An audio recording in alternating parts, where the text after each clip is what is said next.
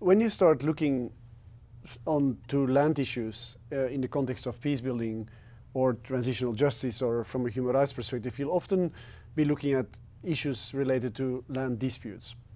Very often, I said at the outset, there's almost no conflict in the world that doesn't generate some form of displacement. Very often these land disputes are related to displacement, but not only. And I will discuss them mostly in the context of land dispute, in the context of displacement. But some of the issues that I mentioned are also applicable if they're not particularly related to forced large-scale displacement. Now, let me first talk about land disputes, a little bit about the characteristics. Then I want to talk a little bit about what are the institutions that can resolve those land disputes. And then I want to move into the substantive part of it. When there's been dispossession and when there's been land disputes around dispossession of land during conflict, what are some of the substantive ways that one can respond to that, and some of the upsides and maybe some of the downsides of the common practice of the international community, and especially when it comes to what particular solutions we are promoting. First of all, I think there needs to be a word of caution. When you come into a post-conflict environment or a transitional environment, very often you'll hear, oh, there's an enormous amount of land disputes. Ooh, it's incredible, it's incredible. And there's land disputes there, and there's land disputes there, and there's land disputes there. I think first we have to take a step back and say every society has land disputes. And what you will have in any environment is you'll have very ordinary land disputes to which we as the international community or as actors engaged in peace building don't necessarily need to pay too much attention to, sitting alongside land disputes that I would call extraordinary in nature and which are the ones that we need to look at. But it's very important not to overreact and to see every single land dispute as a potential source for new conflict or social instability or a threat to peace going forward. For example, it's very common in rural areas to have boundary disputes. These boundary disputes are there all the time. They're there in peaceful societies, they're there in conflict societies. It doesn't mean because there's a boundary dispute between two farmers that all hell is going to break loose and that peace agreements cannot be implemented. So I think first of all, the first task needs to be, and that's empirical work, is to understand what are the land disputes that are extraordinary in nature and the ones that we need to look at, and which are the ones that are ordinary in nature, which we can sit on the side and keep an eye on to make sure that they don't turn into something else. The core characteristics of these extraordinary land disputes, what are they? Well, the first one, obvious, is related to the conflict and or the peace dividend ones. For example, if you have large-scale return of displaced populations that are coming into areas that have been occupied during the conflict by other people, these are not ordinary land disputes, and clearly these are land disputes that we need to look at. When in Iraq, you have a sudden influx of returnees, Kurdish and Turkmen returnees after 2003, going into areas where Sunnis were relocated by Saddam in the 60s, the 70s, the 80s, the 90s, you clearly do not have an environment that is a normal land dispute environment. Conflicts that have a high political sensitivity and significance. For example, in Yemen, some of the conflicts that are the highest significance are the ones that are related to land grabbing in the past by the military leadership in the south. These are not land disputes that can be resolved simply by a civil court. These require particular attention. They're directly related to the ability of the north and the south of Yemen to stay together, for example. The numbers of land disputes may be so large that they exceed what is normal. The disputes in and by themselves may not be so particular, but they may be so large that the existing institutions, which as I said earlier may be weakened, can no longer absorb them. And then the caseload as such becomes really an extraordinary caseload that needs to be addressed to avoid that these land disputes turn into something else. Land disputes in that sort of a catch-all category that have the potential to undermine peace building and recovery if not addressed. This is something, again, that is context-bound and that is sort of an open category. But so it's very important to understand, first of all, what are these extraordinary land disputes and what are the ones that we need to focus on. Of course, again, these categories are not set in stone, and ordinary land disputes may become extraordinary. For example, if, as I said already, land dispute mechanisms are so weakened that they can no longer absorb those, then these land disputes need to be looked at. Then, when we think about what type of mechanisms can be used to deal with these extraordinary land disputes, we first can look at what are the principal dispute resolution mechanisms that we could we, when I say we, it's of course the national government, but we, as in the international community, working together with the national government, can be promoting. The first is mediation, the second is adjudication. Mediation, and you can read the definition in the slide that I have on this, is the process that assists parties to voluntarily negotiate a mutually acceptable resolution and involves the assistance of a third party, the mediator. Adjudication is the process whereby an authority makes a binding decision and says to the parties, this is what is decided, please go away, and now this particular decision needs to be implemented. What of these two? There's a very long debate that we could have, and we don't have time in the 45 minutes that we have in the lecture on what works best in the conflict and transitional environment, and there's a lot of different factors that you need to look at. But I think one important element is when you look at what institutions to support. Should you support adjudication bodies, or should you support more bodies that are working on mediation? Is that you do a conflict impact assessment of those both mechanisms. For example, if in the Central African Republic you've had, and maybe before the conflict these tensions were not so high, but now they're definitely there, very high tensions between Christians and Muslim communities. Is it a good idea in the transitional environment, if they would have a land conflict, to have them confront each other in a court and have a judge say this is what needs to happen?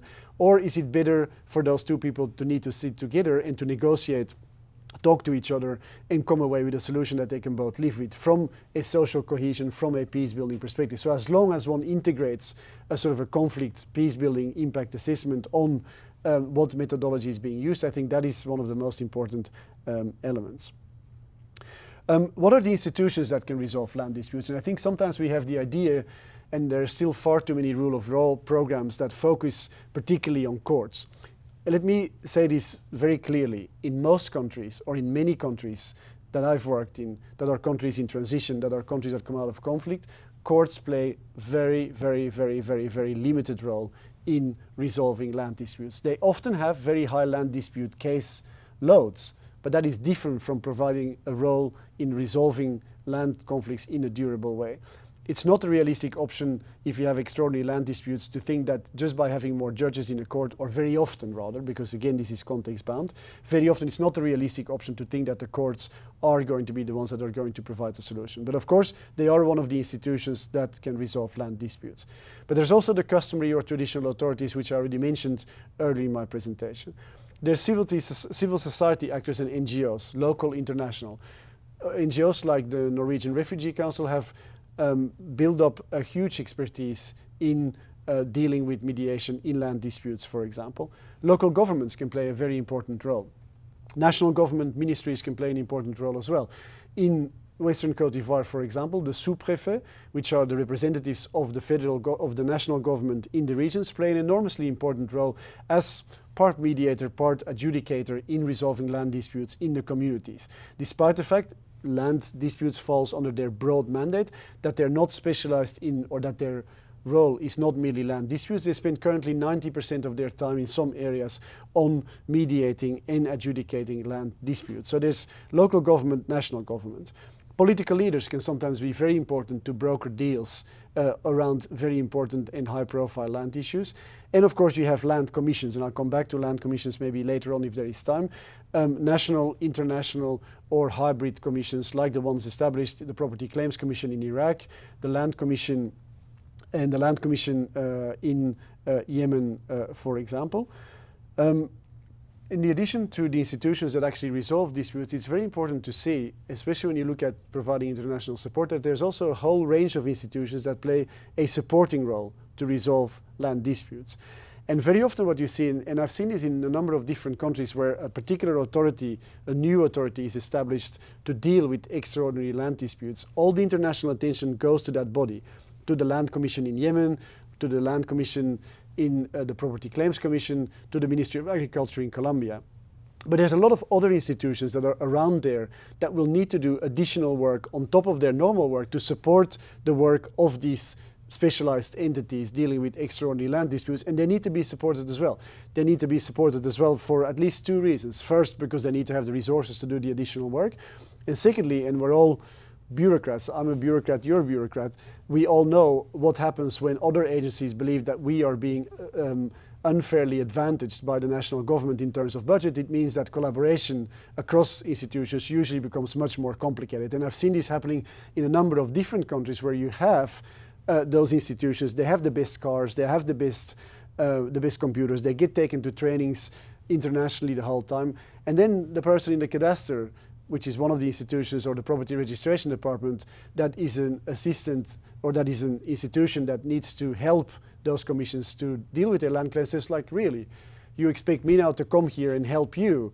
I've never been taken on a training. I don't have a computer. I'm writing everything on a piece of paper. I don't have a car. So these dynamics are very important. What are those institutions?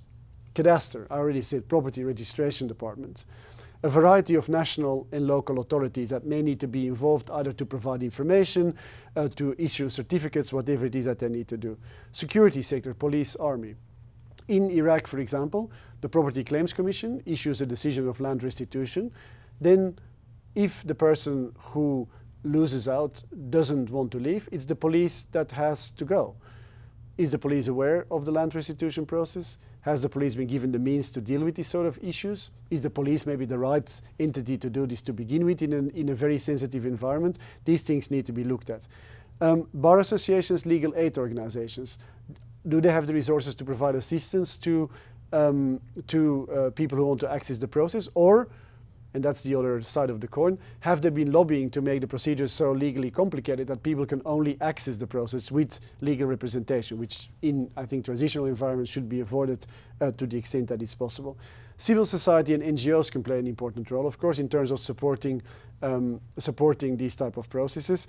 And then you have a broad range of land and property experts, like surveyors, for example, who may need to play a role in resolving these sort of extraordinary land disputes.